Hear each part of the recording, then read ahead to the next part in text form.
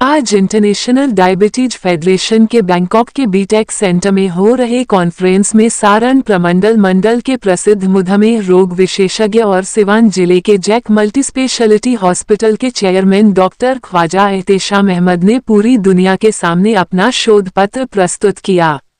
विदित हो कि इस कॉन्फ्रेंस में 163 देशों के प्रतिनिधि भाग ले रहे हैं और 10,000 से ज्यादा डेलीगेटों का जमावड़ा यहां पर लगा हुआ है।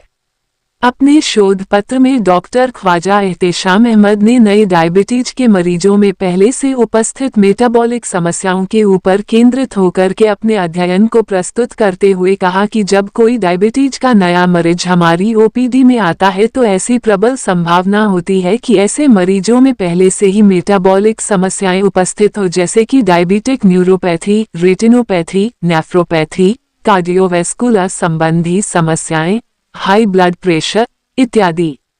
उन्होंने रेट्रोस्पेक्टिव अध्ययन के तहत अपने शोध में यह पाया कि ऐसी स्थिति में जब कोई नया मरीज ओपीडी में डायबिटीज की जांच के लिए लाया जाता है और उसको मधुमेह का लक्षण या मधुमेह की बीमारी स्पष्ट होती है, तब ऐसी स्थिति में इसका आकलन अनिवार्य हो जाना चाहिए, क्योंकि इस समय ऐसा पाया गया है कि 35% मरीजों में कम से कम कोई ना कोई एक क्रॉनिक मेटाबॉलिक जटिलताएं जरूर पाई जाती हैं।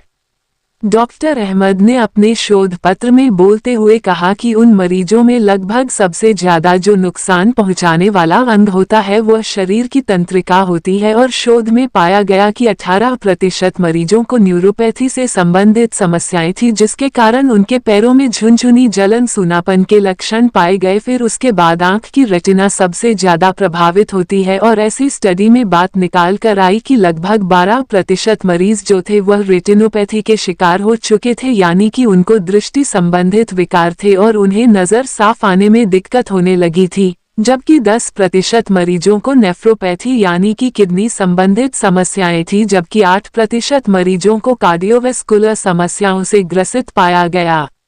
अपने शोध के निष्कर्ष में उन्होंने बताया कि बड़ी संख्या में शुगर के नए मरीजों में मेटाबॉलिक जटिलताएं देखी जाती हैं, खासकर ऐसे मरीजों में जिनकी HbA1c का स्तर 9.2 या उससे अधिक होता, जबकि यही HbA1c अगर 7.8 या उससे कम होती है तो जटिलताओं की संभावना काफी कम हो सकती है।